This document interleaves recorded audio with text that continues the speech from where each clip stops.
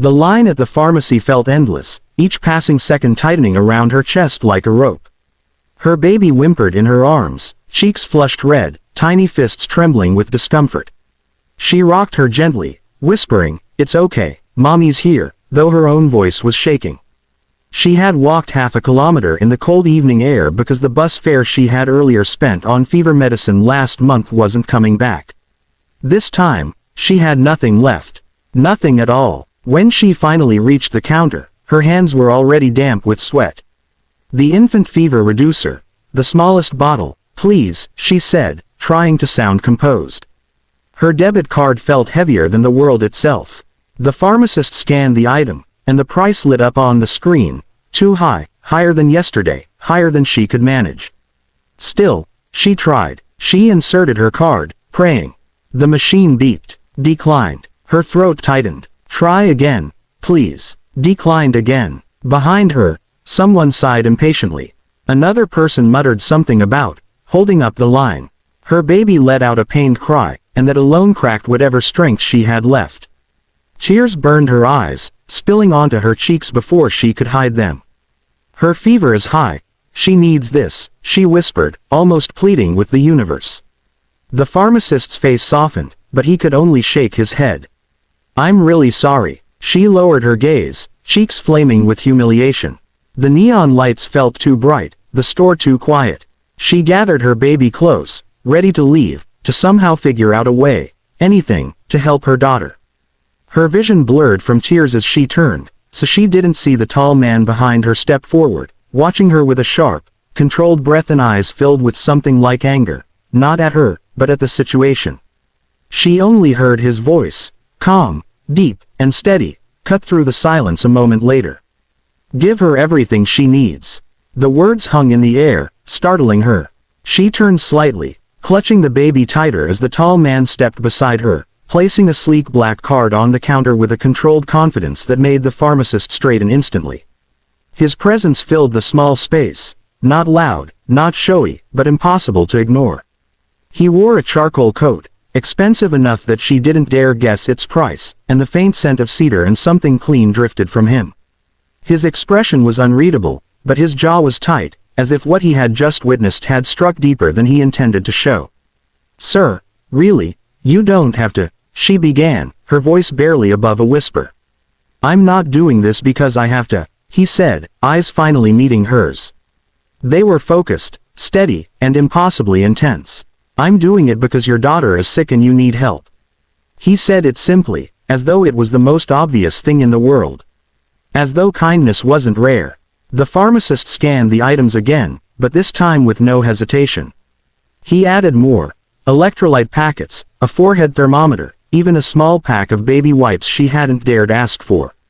She opened her mouth to object, to say she couldn't accept so much, but the billionaire lifted a hand slightly, his meaning clear. "Don't argue." The total popped up. He didn't even glance at it. The payment went through in an instant. She swallowed hard. I can't ever repay. "I didn't ask you to," he said, lowering his voice. "Just focus on her. Nothing else matters right now." His tone wasn't curt. It was firm, like someone used to making decisions quickly, decisively. Someone who didn't let people slip through the cracks. She suddenly felt small standing next to him, not because of shame but because he seemed like someone carved from certainty while she was barely holding herself together. The pharmacist handed her the bag carefully, almost respectfully now.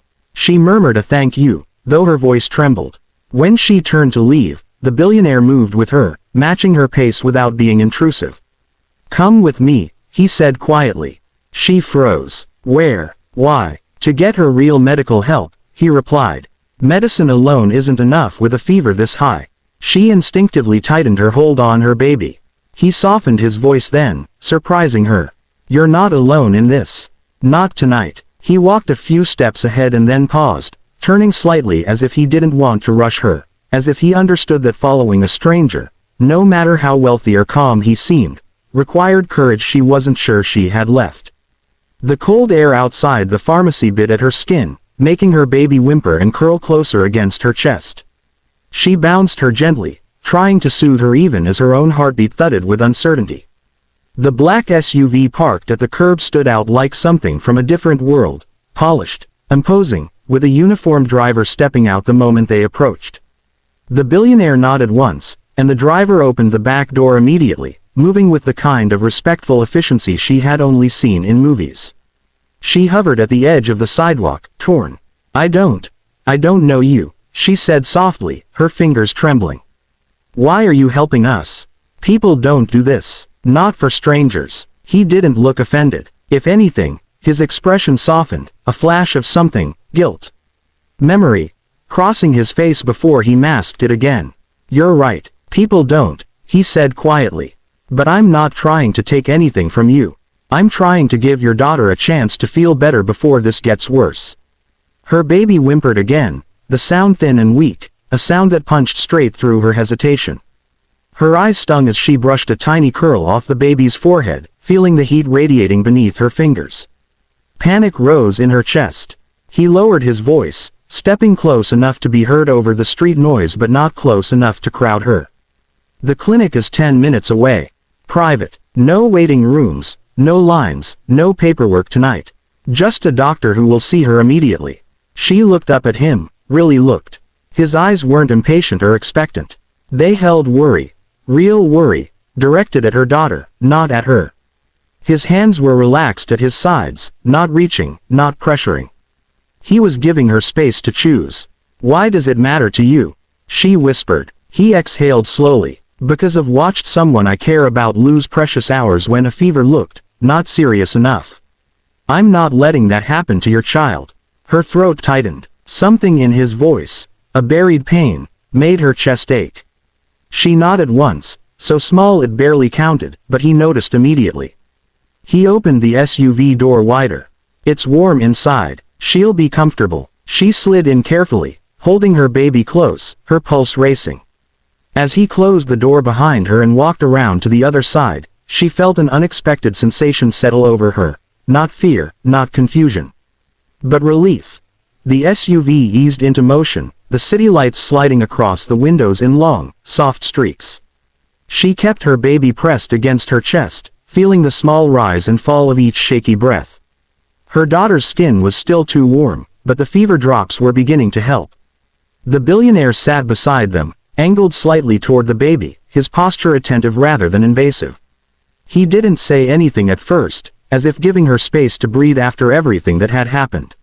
She studied him from the corner of her eye. He looked composed, but there was a tension in his shoulders, a tightness around his mouth, like he was reliving a memory he didn't want to face. She wondered what kind of man a stranger would have to be to step into someone's worst moment without hesitation. Billionaires didn't queue in pharmacies, didn't witness scenes like hers. And yet he had stepped forward as though compelled. Her voice shook when she finally spoke. "You said, you've seen this before." He turned his head slightly, his gaze dropping to the baby's flushed face. "My little sister," he said quietly. "Years ago, her fever spiked fast. My family thought it was just a cold. They waited too long." His jaw tensed. "She barely made it. I still remember the hours we lost. Every minute mattered." Her breath caught. The vulnerability in his voice didn't match the man who had commanded a room with a single sentence.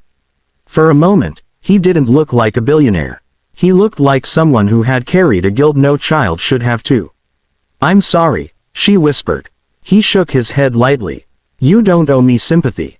Just let me help her." His eyes flicked to her and softened. "You were trying to do everything alone. You don't have to." She stared down at her daughter, tracing the tiny knuckles of her hand.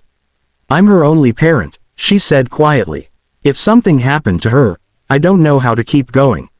His expression changed. Sharper, protective. "Nothing is going to happen to her tonight," he said with a certainty that made her chest loosen. "Not while I'm here." The SUV turned into a quiet street lined with trees and modern glass buildings. A sleek, softly lit clinic came into view, its entrance glowing like a beacon in the dark. The driver pulled up, and 2 staff members were already waiting outside, alerted ahead of time. The billionaire leaned closer, speaking gently. "They're expecting you. She'll be in a doctor's hands within 60 seconds. As the door opened and warm air greeted her, she looked at him, This impossible stranger who had stepped into her life on the worst night she could remember. "Thank you," she whispered. He met her gaze, something unreadable flickering in his eyes. "Let's get her inside. This is only the beginning."